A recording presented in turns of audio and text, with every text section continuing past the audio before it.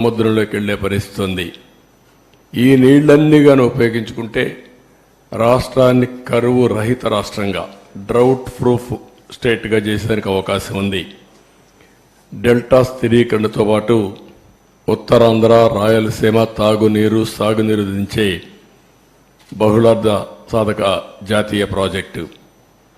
అదే మరిగా ఈ వరదలు ఇవన్నీ వచ్చినప్పుడు కానీ మామూలుగా కానీ జల విద్యుత్తు, హైడ్ అనేది చాలా ముఖ్యం.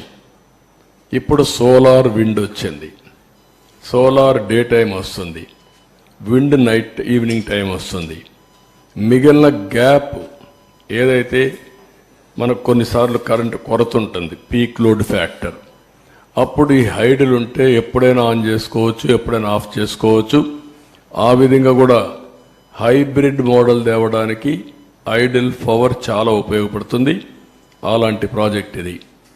దీన్ని మనం చూస్తే 2014లో రాష్ట్ర విభజన జరిగింది, కానీ చాలా నష్టపోయామని అందరికీ ఆవేదన ఉంది.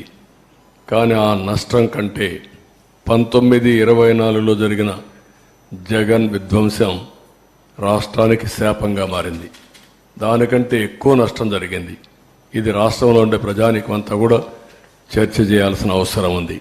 నెక్స్ట్, ఈ ప్రాజెక్టు ప్రొఫైల్ ఒకసారి మనం చూస్తే 194 టీఎంసీ నీళ్లు నిలవబెట్టే పరిస్థితి ఉంది.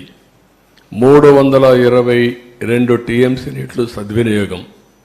అంటే ఇప్పుడుండే కెనాల్స్ అన్నీ ఉపయోగించుకుంటే, ఇంకా మనం కానీ కరెక్ట్గా కానీ ఆ కెనాల్స్ అవన్నీ ఇచ్చేస్తే సముద్రంలోకి పోయే నీళ్లు డైవర్ట్ చేయగలిగితే, ఒక 500 లేకపోతే ఒక 700 టీఎంసీ నీళ్లు కానీ డైవర్ట్ చేసుకుంటే రాష్ట్రంలో అన్ని ప్రాంతాల్లో అక్కడుండే నీరు ఇది కలుపుకుంటే కరువు అనే మాట ఉండదు. ఇది చాలా ముఖ్యమైన విషయం. ఇప్పుడు ఈ ప్రాజెక్టులో ఉండేది 7,20,000 ఎకరాలకు సాగునీరు అందించడం, 23,50,000 ఎకరాలు ఆయకట్టు స్థిరీకరణ చేయడం, 28,50,000 మందికి త్రాగునీరు ఇవ్వడం, 960 మెగావాట్ల విద్యుత్ ఉత్పత్తి, వాటర్ టూరిజానికి చాలా ఇది ఉంది, అవకాశం ఉంది. పరిశ్రమలు కూడా ఫుల్గా నీళ్ళు ఇచ్చే పరిస్థితి వస్తుంది. నెక్స్ట్, ఇది ఒక చిరకాల వాంఛ. ఏదైతే 1941 నుంచి ప్రజల కళ ఇది. ధవళేశ్వరం కట్టినప్పుడు కాటన్ ద్వారా ధవళేశ్వరంలో కట్టాలన్నా లేకపోతే పైన కట్టాలని ఆలోచించినప్పుడు తర్జన భర్జన పడి డబ్బులు లేవనే ఉద్దేశం